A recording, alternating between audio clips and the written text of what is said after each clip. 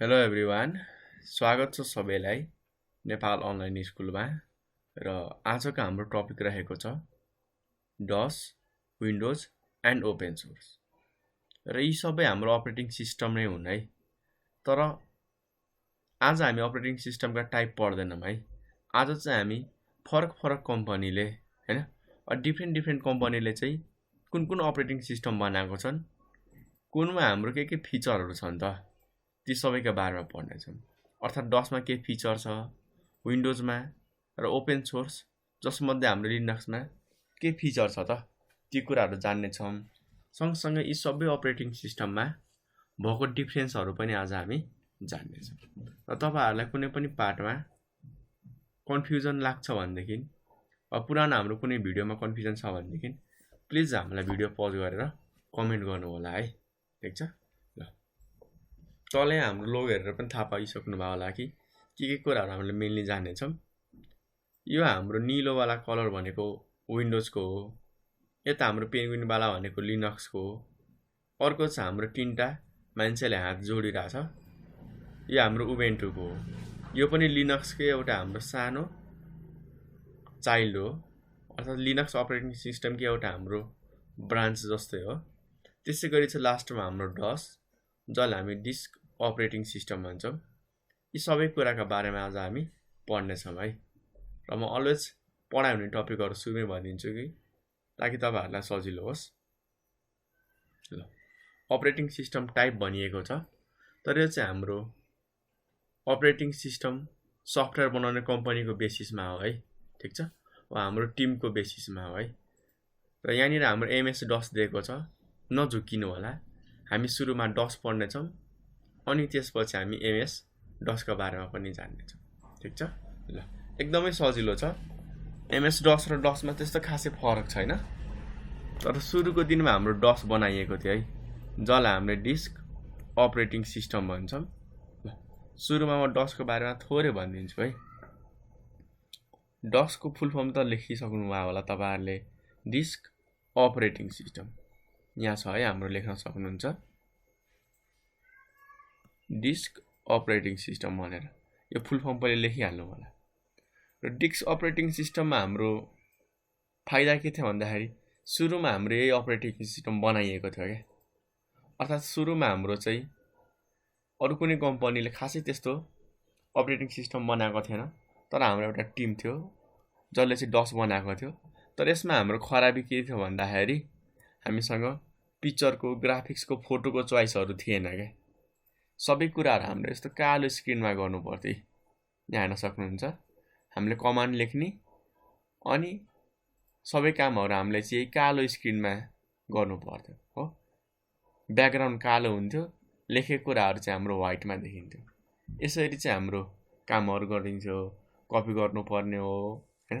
त्यसै गरी हाम्रो रिनेम गर्नुपर्ने हो, फाइलभित्र केही हामीले कुराहरू राख्नुपर्ने हो नोटप्याडमा हैन, .txt मा।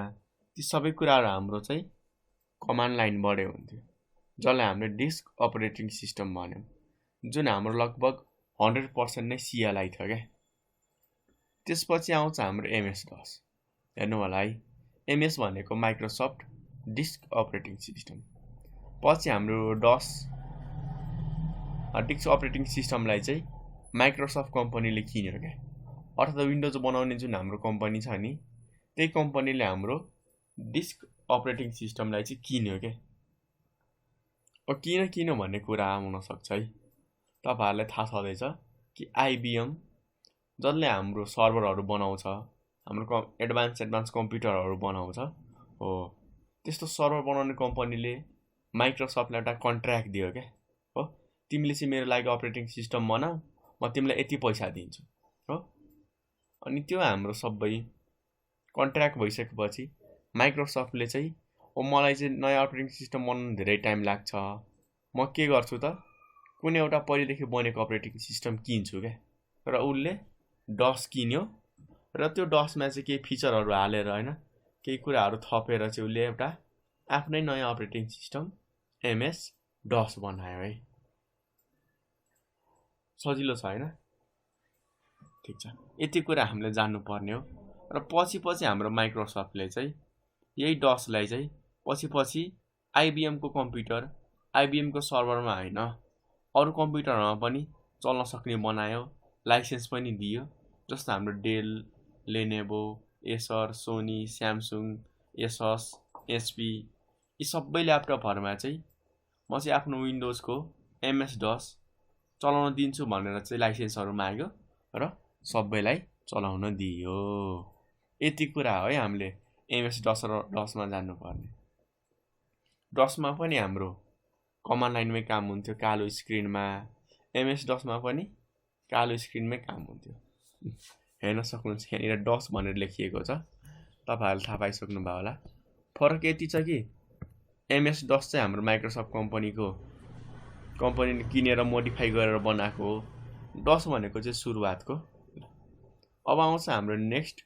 विन्डोज अरु विन्डोजलाई हाम्रो जेनरली माइक्रोसफ्ट विन्डोज पनि भनिन्छ किनकि हाम्रो यो विन्डोज अपरेटिङ सिस्टम सफ्टवेयर पनि कसले बनाएको हो त माइक्रोसफ्ट कम्पनीले नै बनाएको हो है तपाईहरुलाई माइक्रोसफ्ट विन्डोज नभने नि हुन्छ सिम्पल भाषामा विन्डोज भन्दा पनि हुन्छ वा धेरै मान्छेले हाम्रो विन मात्र भन्छन् जस्तो हामी भन्छौं नि विन 7 विन 10 विन 8 हुन त विन्डोज 10 नै भनिरा हुन्छौं तर सर्टकटमा हाम्रो विन पनि भनिन्छ यो कुरामा नचुकिनु होला अब कुरा आउँछ कि विन्डोज भनेको हाम्रो कस्तो अपरेटिङ सिस्टम हो सिम्पल भाषामा भन्दाखेरि विन्डोज अपरेटिङ सिस्टम हाम्रो एमएस डस नै हो के जुन हामीले यहाँ कालो स्क्रिन हेर्यौं नि हो यही अपरेटिङ सिस्टम हो फरक यति छ कि हाम्रो यो भन्दा एक लेभल माथि पिक्चरहरु फोटोहरु राखियो के चलाउन सजिलो होस् भनेर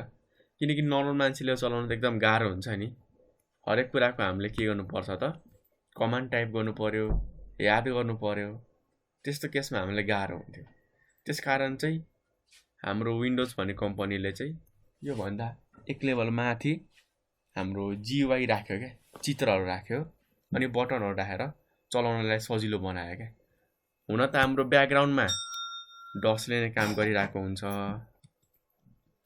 गाह्रो मान्नुपर्ने केही पनि कुरा छैन सिम्पली हामीले डसमा जसरी कमान्ड टाइप गरेर काम गर्थ्यौं नि त्यसरी नै हामीले यो विन्डोजमा कुनै पनि बटमहरुमा हामीले क्लिक गर्छौं के माउसबाट त्यो बटममा क्लिक गर्ने बित्तिकै हाम्रो ब्याकग्राउन्डमा कमान्ड आफै चल्छ के जस्तो हेर्नु न सिम्पली भन्दाखेरि जस्तो म यहाँनिर न्यू फोल्डर बनाए हो हुन त मैले माउस क्लिक गरेर चाहिँ न्यूमा फोल्डरमा थिचेर काम गरे तर ब्याकग्राउन्डमा हाम्रो जुन हामीले कुरा हेरिरहेको छैनौं कमान्ड टाइप भइराछ के हो यसरी चाहिँ हाम्रो एउटा नयाँ अपरेटिङ सिस्टम विन्डोज बनाइएको थियो र जसमा फाइदा के भयो त हामीलाई बटनहरु थिचेर हैन सबै कामहरु गर्न सकियो के जस्तो हेर्नु नि यहाँनिर धेरै बटनहरु छन् थिचेर चाहिँ हामीले धेरै कामहरु गर्न सक्छौं है जस्तो जुम गरे घटाए यस्ता हाम्रो धेरै कुराहरु गर्न सकिन्छ र विन्डोजले हामीलाई ग्राफिकल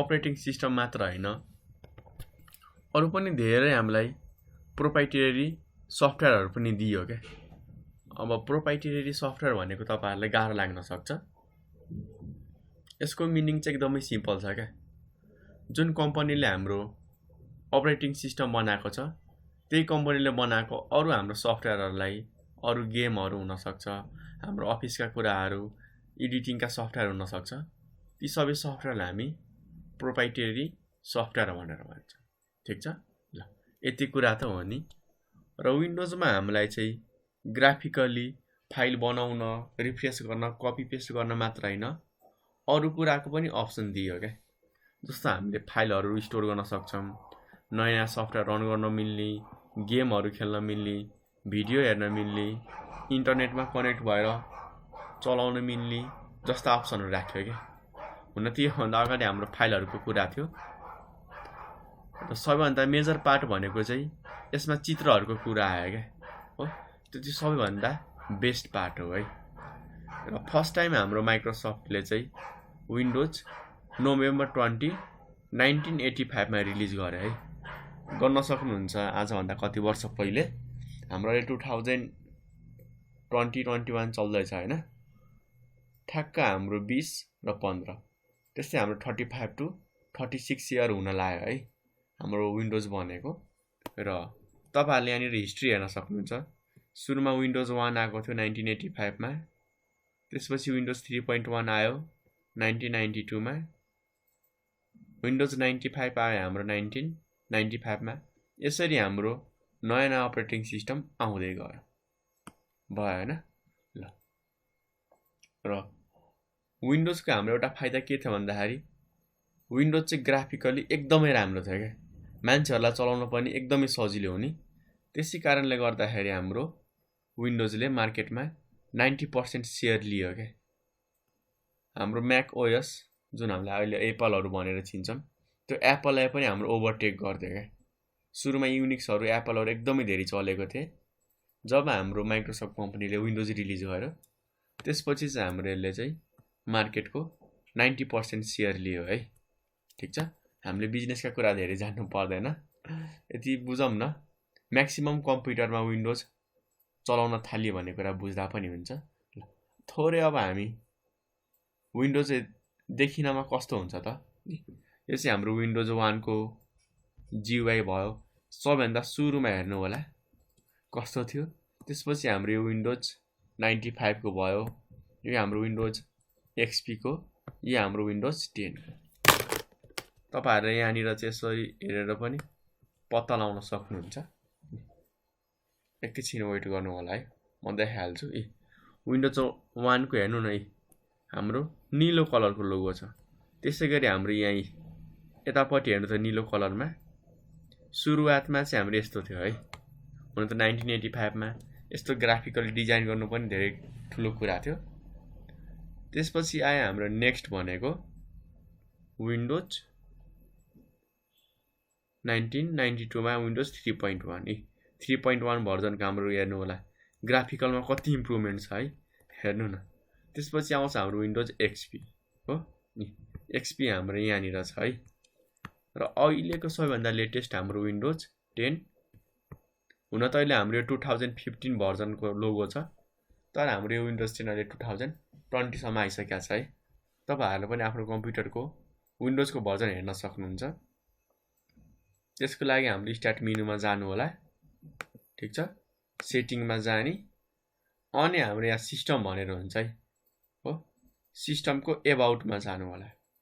तल सबैभन्दा एबाउट लेखिएको हुन्छ, यहाँ हेर्न सक्नुहुन्छ हाम्रो एडिसन विन्डोज 10 प्रो भर्जन 1903।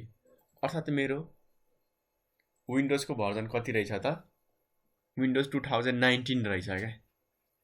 हाम्रो विन्डोज 10 त सुरुमा चाहिँ 2015 मा रिलिज गरियो।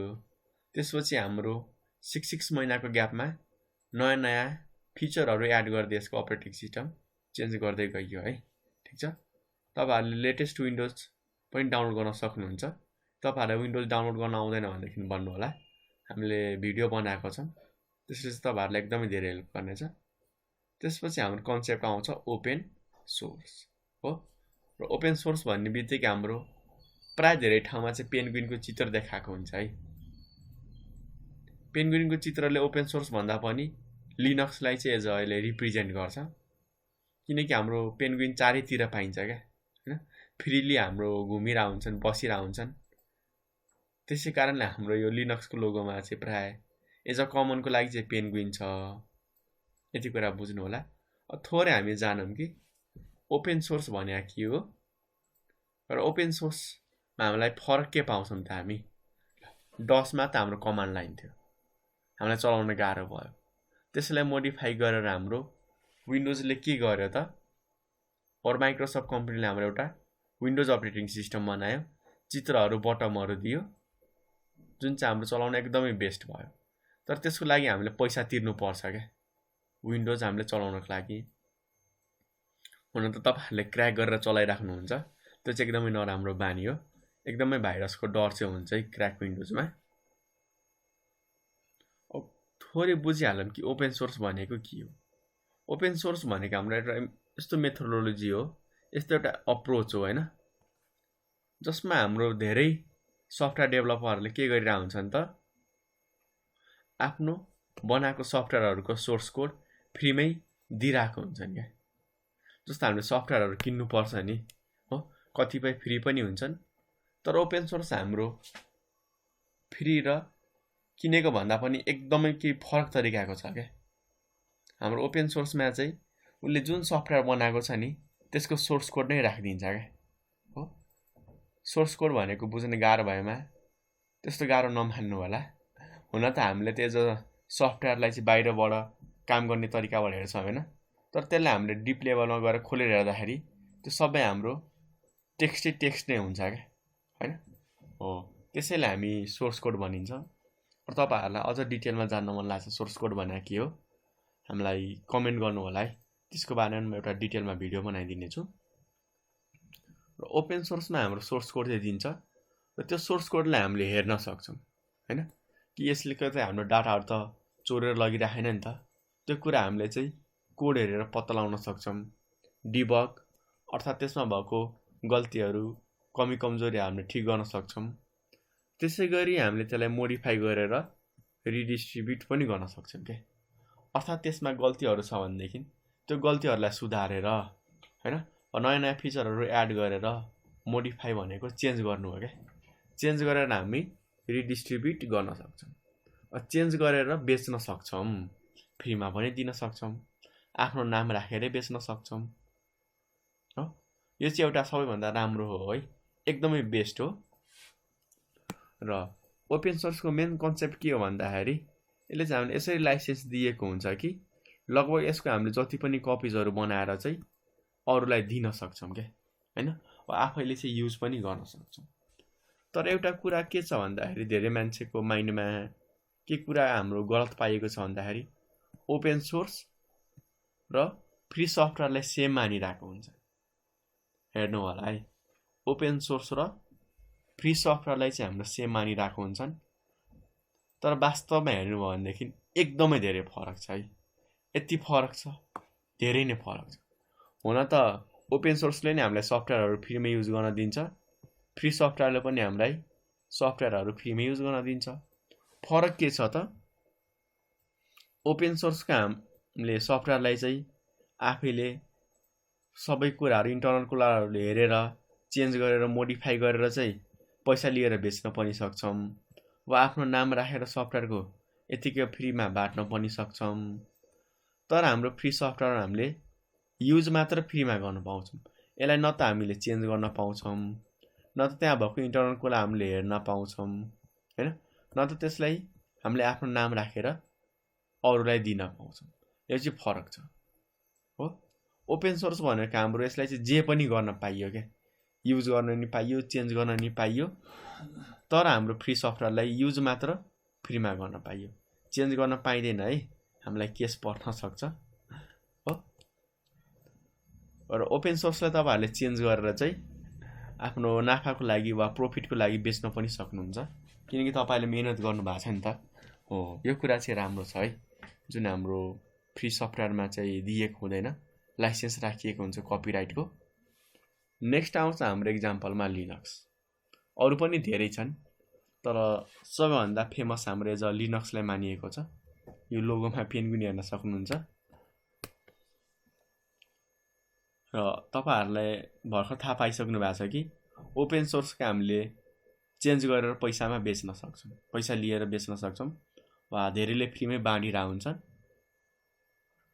र अब तपाईँहरूलाई आइडिया भइसक्यो होला कि लिनक्सलाई पनि हामीले चेन्ज गरेर वा त्यसमा भएको केही कोडहरू हामीले मोडिफाई गरेर पैसा लिएर बेच्न पनि सक्छौँ।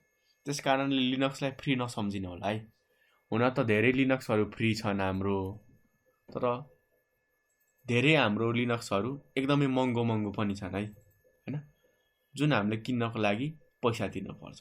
किनकि मैले पहिले भनिसकेको छु ओपन सोर्स हाम्रो फ्री त हो, तर त्यसलाई चाहिँ यदि कसैले चेन्ज गरेको छ, आफ्नो मेहनत लगाएको छ, वर्षौँ वर्ष लागेको छ भनेदेखि उसले ती कुराहरूलाई चाहिँ पैसाको लागि वा कमर्सियल युजको लागि उसले बेच्न पनि सक्छ है। ठिक छ ल, त्यस कारण यो कुरामा कन्फ्युजन हुनु होला कि सबै लिनक्सहरू फ्रीमा हुन्छन् भनेर। कुनै फ्री पनि हुन्छन्, कुनै हाम्रो पैसा पनि तिर्नुपर्ने हुन्छ ल। र लिनक्स अपरेटिङ सिस्टम हाम्रो युनिक्स लाइक अपरेटिङ सिस्टम हो क्या। अर्थात् तपाईँहरूले युनिक्स र लिनक्स चलाउनु हो भनेदेखि लगभग तपाईँहरूलाई 90% सेम लाग्न सक्छ है। त्यो हाम्रो ग्राफिकल कुराहरू, फाइलको स्ट्रक्चरहरू, ड्राइभहरू हैन, त्यसै गरी हाम्रो कमान्ड लाइनका कुराहरू लगभग सबै कुराहरू सेम नै पाइन्छ। र लिनक्स हाम्रो बनाउने मान्छेको नाम चाहिँ लिनस टोरवाल्ड हो। उहाँले हाम्रो सेप्टेम्बर 17, 1991 मा बनाउनु भएको थियो।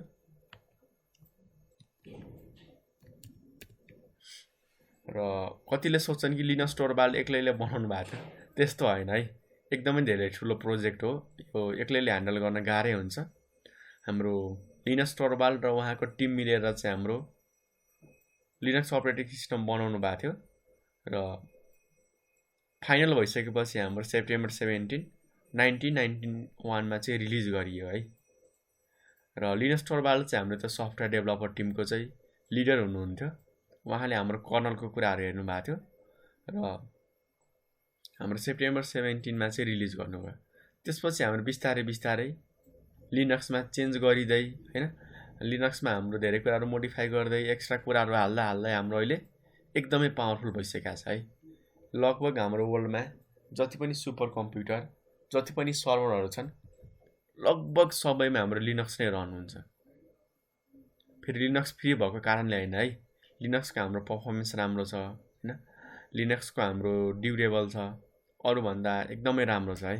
ठिक छ ल। र तपाईहरुलाई एउटा कुरा अचम्म के लाग्न सक्छ कि जुन हाम्रो एन्ड्रोइड छ नि हो, यो एन्ड्रोइड पनि हाम्रो के छ त लिनक्समै बेस्ड भएर बनाइएको छ क्या। र कतिले चाहिँ हाम्रो लिनक्सलाई अपरेटिङ सिस्टम मान्छन्, त्यो कुरा चाहिँ गल्ती नबुझ्नु होला है। जसरी हाम्रो विन्डोजलाई चाहिँ डस माथि राखेर हैन, वा डस भन्दा माथि ग्राफिकल कुराहरू राखेर बनायो, त्यसै गरी लिनक्स भनेको हाम्रो डस जस्तै हो क्या, अर्थात् कमान्ड लाइन जस्तै हो, कर्नललाई बुझौँ न। र यो हाम्रो लिनक्सको कर्नल माथि चाहिँ ग्राफिकल कुराहरू, बटनहरू, आइकनहरू राखेर चाहिँ धेरै अपरेटिङ सिस्टमहरू बनाएका हुन्छन्। जस्तो यहाँ फर एन एक्जाम्पल केही फेमस हेर्न सक्नुहुन्छ, उबुन्टु भयो, पिसी लिनक्स ओएस, फेडोरा, सेन्टोस, ओपेनसुसु, डिबियन, काली, हाम्रो रेड ह्याट, धेरै छन् है। ती सबै के हुन्छन् त हाम्रो कर्नल चाहिँ लिनक्समै हुन्छ। हाम्रो कमान्ड लाइनका कुराहरू त्योभन्दा माथि चाहिँ हाम्रो सबैले केही फिचर एड गर्छन्, केही नचाहिने कुरा हटाउँछन् हैन। त्यसै गरी हाम्रो धेरै ग्राफिकल कुराहरू, आइकनहरू राखेर चाहिँ नयाँ नयाँ अपरेटिङ सिस्टमहरू बनाएको हुन्छन् क्या हो, जसलाई हामीले लिनक्सका फ्लेभरहरू भन्छन्। यी सबै हाम्रो लिनक्स कर्नल भएको अपरेटिङ सिस्टम हो है। ठिक छ ल, आजलाई हामी यति नै गर्छौँ है। आई होप तपाईहरुलाई आइडिया भयो कि डस भनेको के हो, एमएस डस भनेको के हो हैन। माइक्रोसफ्ट कम्पनीले डस किनेर थोरै चेन्ज गरेर बेच्यो, त्यसैले हामीले एमएस डस भन्यौँ। र विन्डोज भनेको नि जानिहाल्यौँ, र ओपन सोर्स त्यसमध्ये हाम्रो सबैभन्दा फेभरेट लिनक्सका बारेमा जान्यौँ है। ल आजको लागि यति भन्दै मैले बिदा मागेँ। हस्त, धन्यवाद।